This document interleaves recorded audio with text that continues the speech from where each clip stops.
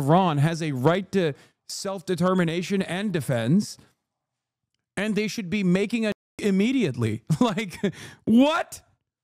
I never in my life thought that I would see the day, like, even with the anti-Israel sentiment overflowing and spilling over, that's one thing. But then to also take the offensive position, the anti-Western...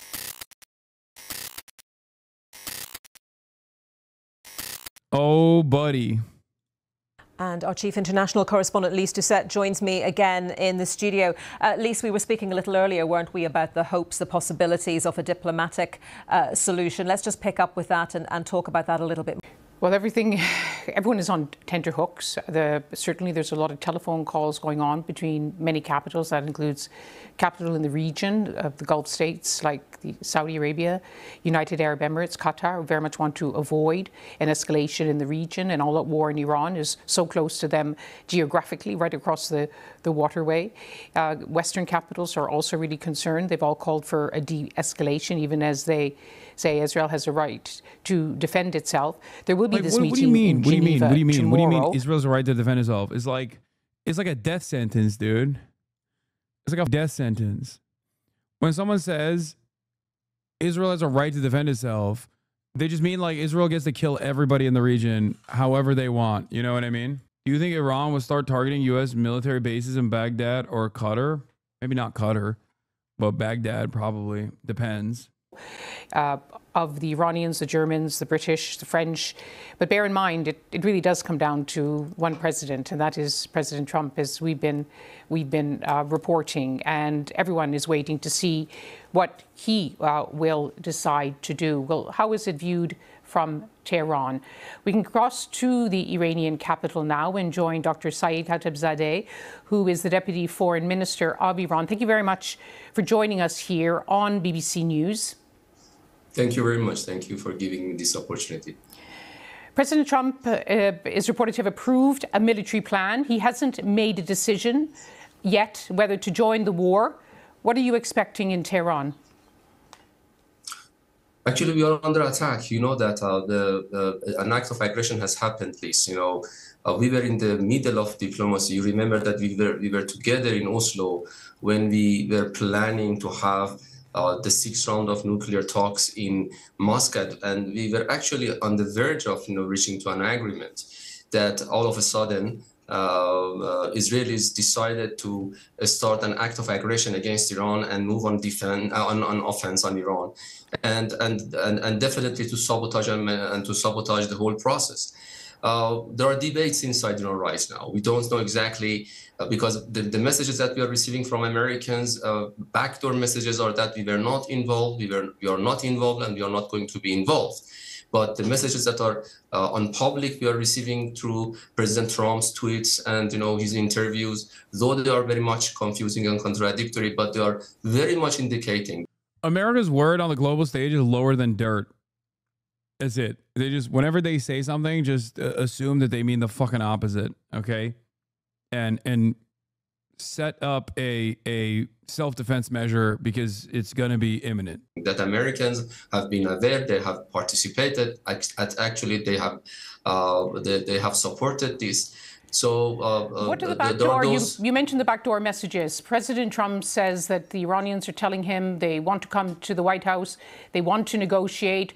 What are you hearing from Washington, and what are you saying in return? No, in clear, all the responsible authorities in Iran has said that we have not sent this message. We have not contacted White House, though we have been contacted through different channels from the other side of the Atlantic. From the first hours of the aggression started by Israelis, they contacted us and they said that top American have sent these messages through Europeans and through some of the leaders in the region that they have not been involved and they don't want to be involved. But what else have they told you? Do they say there is a way out? There is a way out of an escalating war? What is your your option? Look, Liz. What's happening right now is an act of aggression. We are under attack. Let's look at the way Yes. there's been 7 days of each. Disgusting, dude. Even when you are in the crosshairs under imminent threat, you're still the enemy because you happen to be in the crosshairs of Israel and America. Like delivering a contentious interview of this sort to a guy who could literally be assassinated at any point. Like, this guy could be dead tomorrow, and none of the world leaders would turn around and be like, well, I can't believe Israel did that. Why do I know this? Because Israel has done this already. Okay? They've already started it with a decapitation strike of sorts against the IRGC and other high-level government officials and nuclear scientists, as a matter of fact. And these guys just sit there in their comfortable studios in the Western world and basically go, oh, well, you know, we're just looking for solutions here. It's like, how do you see yourself getting out of this?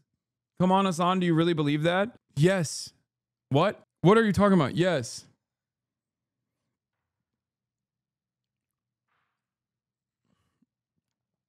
It is so insane that, like, the entire country is in the crosshairs of the Israeli state, and the BBC questionnaire, the BBC line of questioning is like implying that they're at fault for just simply being a country that Israel is invested in destroying. If you can't see that, if you can't understand this dynamic and how insane this dynamic is, like, I don't know what to tell you. It's insane. Country attacking each other. CNN is doing this as well. Every media outlet is doing this. Fox doesn't even cover the Iranian people to yell at them. They just have like the dumbest cop you've ever seen be like, that's right, Iran needs to be exploded like yesterday. No, we are not attacking each other. We are defending ourselves. But you are also striking Israel. Today you actually hit a hospital, a civilian hospital, as you were aiming for a military target. Is there a way to end this war? Look, Liz, try to not be biased when you are the mainstream media in Western, hemisphere are trying to cover it up, what they are doing, the atrocities and this genocidal regime. They started the war on Iran. They attacked us. They attacked our hospitals. Numbers of Iranian civilians, hundreds of Iranian civilians have been up until now killed, and they threatened our the head of a state. They killed our top commanders, and we were in the middle of a diplomacy. So why you are trying to use this sort of jargons that are on the contrary of what's happening right now? We are on self-defense under Article 51 of the UN Charter, and we are going to continue this self-defense until the aggressor take the lesson that it cannot just attack another country, another sovereign country, with or without knowing the European. They destroyed 360 hospitals, and I've never heard about BBC talking about what the heck is going on. This is the British bullshit corporation. What a relief. Every time he says self-defense, she gets all agitated. Typical Beeb interview. Talk over those who give a different viewpoint. She did not let him speak, and that is disgraceful, right or wrong. He was asked to speak, and she was rude. I'm with Iran from New York. Do not disrespect and then play the victim. Shame on you, lady. Why is she interrupting him? Deputy Foreign Minister, and we know you're after our oil. Iran has the right to defend itself against any aggressor. What is going on, bro? What is going on? This is what I'm saying. Like, YouTube comments are usually the lowest common denominator, and a slop of some of the most reactionary opinions you've ever encountered in the real world. And nowadays, the tide has shifted so aggressively that you got Westerners, like dumb kind of right-wing Westerners who normally have never seen a war that they don't like, okay, turning around and being like, actually, the Islamic Republic of Iran has a right to self-determination and defense, and they should be making a immediately. Like, what?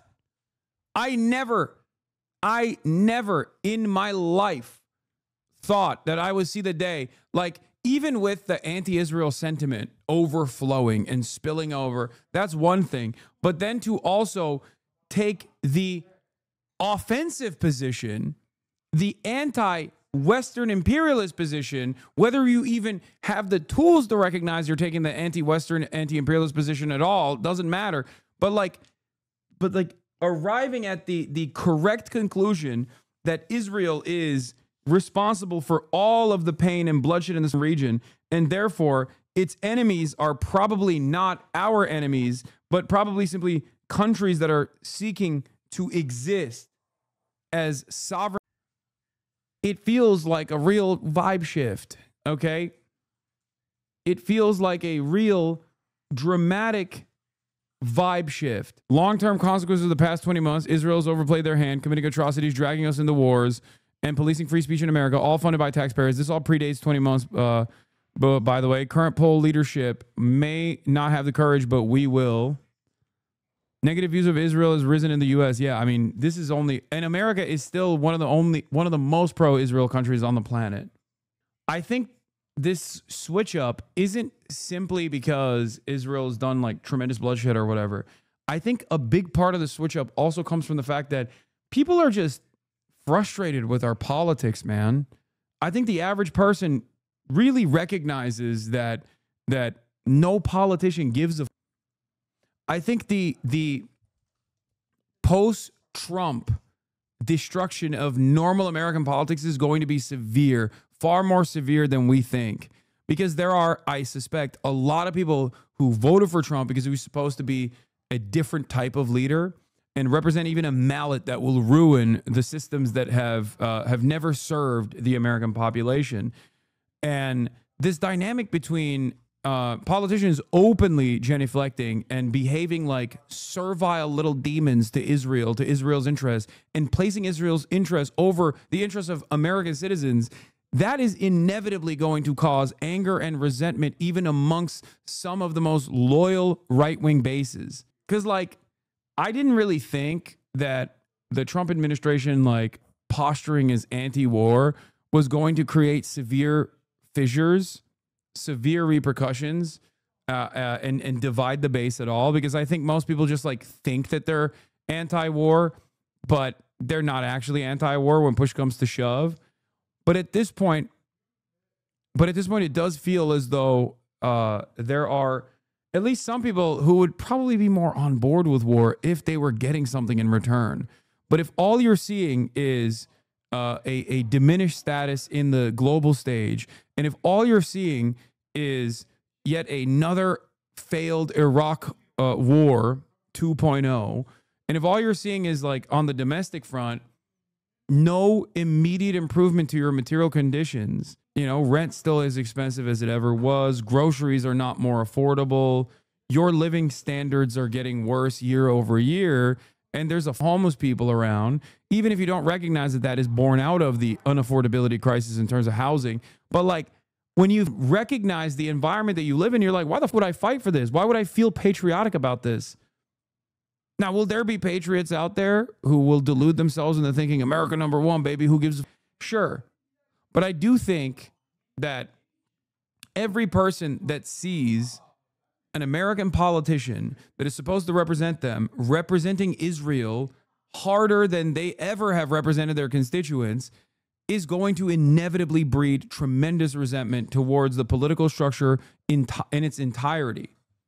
It feels like that is the main cause of this attitude shift. You can't have a servile public that is ready to go to war at a moment's notice if they don't believe that you are worth fighting for. You know, this is not supposed to be a monarchy. You're not like a serf that is called to arms when the king decides, that when the king demands you have to go and fight. You know, that's not what this is supposed to look like. That's not what this is supposed to be, an evolution from that process, right? So I don't know. Things are more awful in the ashes. Things are more awful in the ashes of the 2001 to 2003 dynamic. And therefore, people are way, way, way less invested in going to war, and this time directly for Israel, after a year and a half of unlimited baby murder paid for with our tax dollars, as the Israeli government demands a pound of flesh in return. As the Israeli government says, you can't even criticize this process. And our politicians play the role of loyal servants and continue trying to stop people from even having bad thoughts about Israel. I watched a streamer during the LA protest that used to be a Tim Pool fan and thought Trump would be a change, and now he regrets it and supports AOC because he sees everyone as a liar politician. He used to be in the Marines. Connor Habib. U.S. and or NATO war with Iran was signaled the complete divorce of Western governments and their citizens. This has already happened on a basic level, but it will be undeniable. There will be no regaining legitimation, only government force versus citizens fighting for total overhaul. Yeah, a big difference between now and right before we invaded Iraq is that almost no one in America wants or thinks we should go to war with Iran, and the people who do are barely even trying to justify it because they don't have to. That is basically where we're at.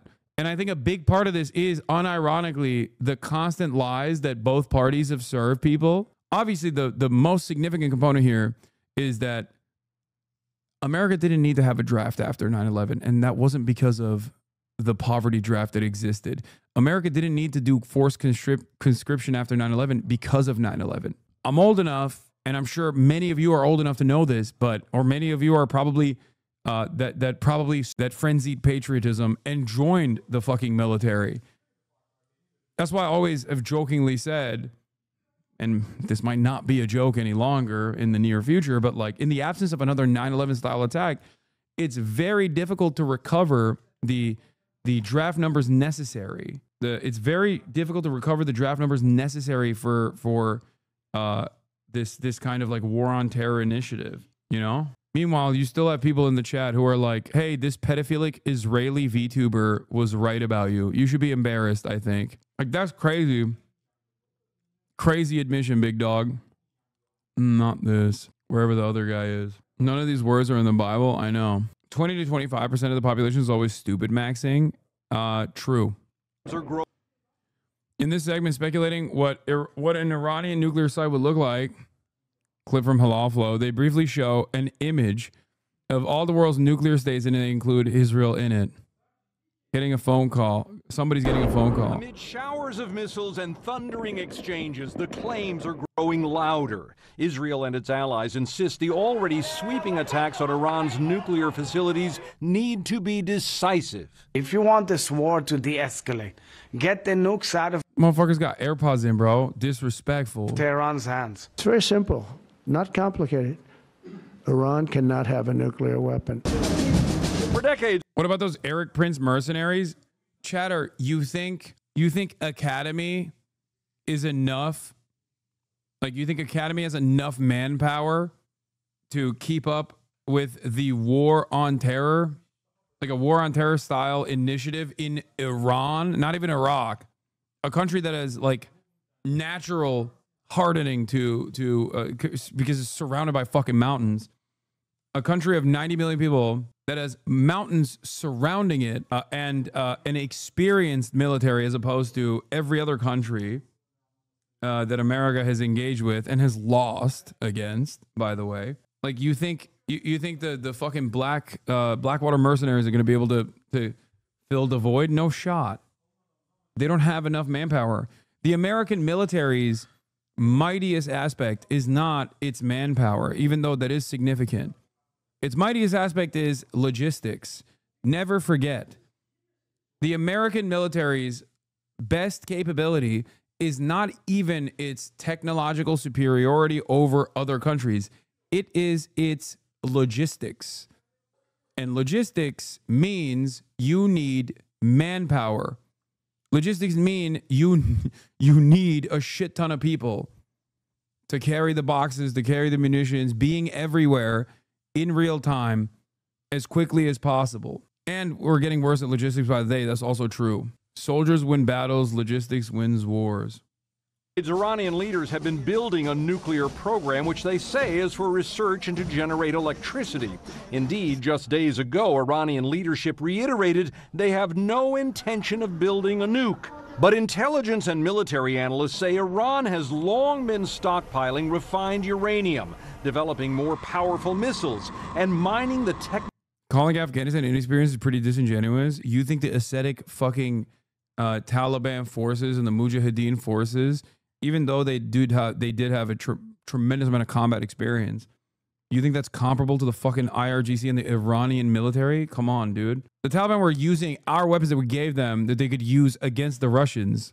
They got training from us versus a competent military of a sovereign state that has been effectively in combat in perpetuity against ISIS and other Salafist militias in the fucking region since America started doing the war on terror. There are a couple militaries that have seen active combat with regular frequency, okay? Counterinsurgency initiatives, not like counterinsurgency initiatives that are closely resembling what Israel does, because their counterinsurgency is basically just fucking child mutilation and child murder, but like actually fighting against armed militancy. And I would say that Iran is one of those countries. Turkey does a bit of both, does some Israel-style death and destruction against civilian populations, but also actually actively fights against armed militancy as well. And then you have the United States of America. Technical knowledge of allies, including Russia, with hopes of someday becoming the world's 10th nuclear-armed nation. The Iranians are definitely... Pakistan, I don't know too much about the Pakistan military, but I think their Air Force is really good, right? That's what I've heard. I've heard that the Pakistani Air Force is like superior. Much closer than they were 5 or 10 years ago, and it is certainly true. Yeah, look at the countries with nukes. Oop, there it is, Israel. What? That's crazy. World's 10th nuclear-armed nation. The Iranians are definitely much closer than they were 5 or 10 years ago, and it is... Yo, bro, why do you think Westoid normie audiences get mad when their favorite entertainer is Muslim? What do you mean? Who? Barack Obama, the secret son of Islam? Barack Obama, the 12er Shia. Is that who you're talking about? Dude, there is 60% enrichment. There is no debate. They don't have weapons that are nuclear. This discussion is so fucking stupid. Okay.